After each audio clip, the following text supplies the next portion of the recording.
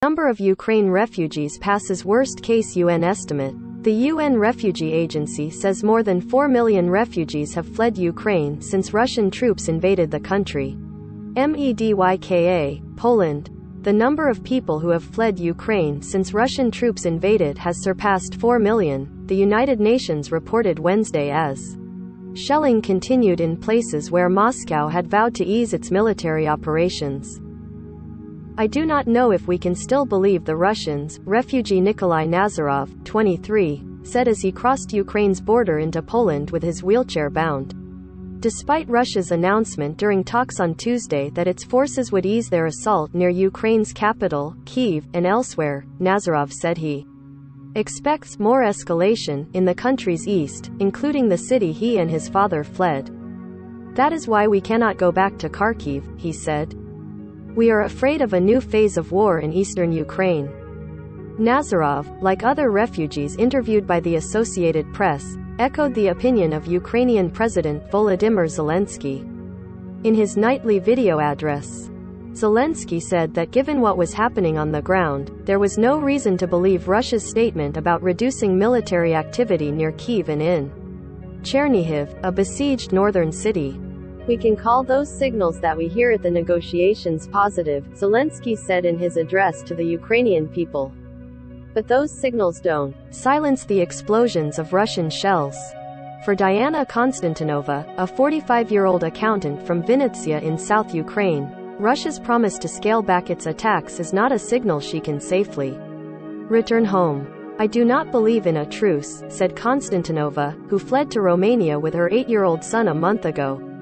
She says they will only return when bombs stop exploding in my city, and when Russian troops completely leave our territory.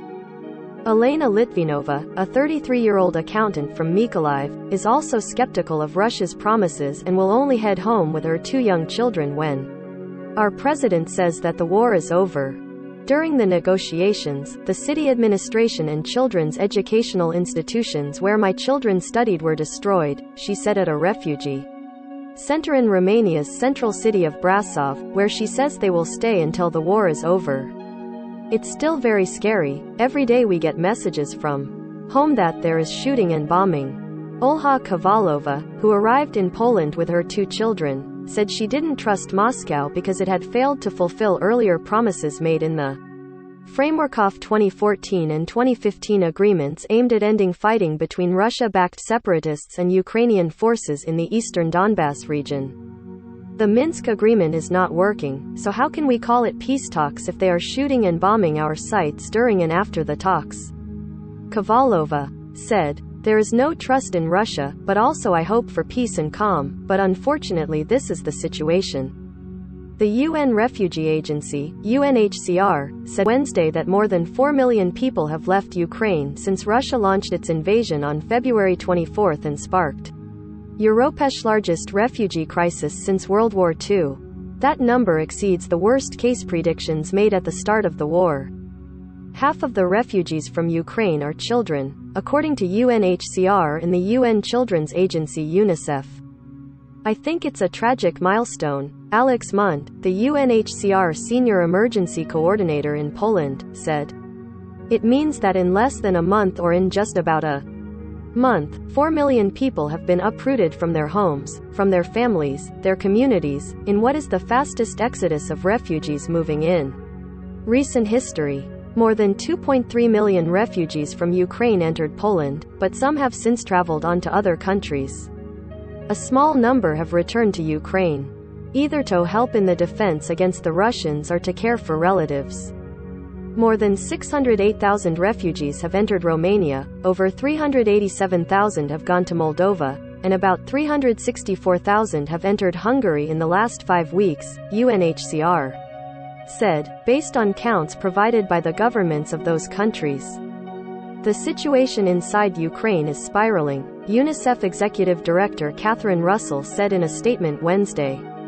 As the number of children fleeing their homes continues to climb, we must remember that every single one of them needs protection, education, safety and support. UN High Commissioner for Refugees Filippo Grandi entered Ukraine on Wednesday and said he would be in the western city of Lviv and discuss ways to increase support to people affected and displaced by this senseless war. Lviv has become a destination for Ukrainians seeking a safe place to stay or are heading to bordering European countries. UNHCR teams and their partners have been working to deliver protection, emergency shelter, cash assistance, core relief items and other critical services for refugees. UNHCR projected from the onset that about 4 million people might flee Ukraine and said it was regularly reassessing its forecasts.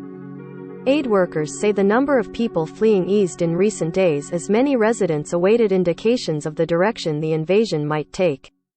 The UN estimates the war also has displaced 6.5 million people within the country.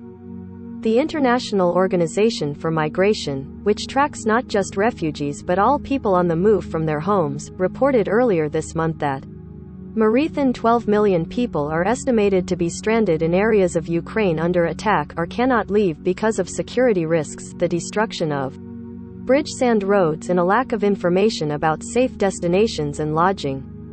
All told, more than 22 million people are either blocked from moving or have been forced to flee, IOM figures show. Jamie Keaton reported from Geneva. Vanessa Jara in Warsaw, Stephen McGrath in Brasov, Romania, and Sergen Nedeljkovic in Medica contributed to this report. Follow the app's coverage of the war at https://apnews.com/hub/Russia-Ukraine.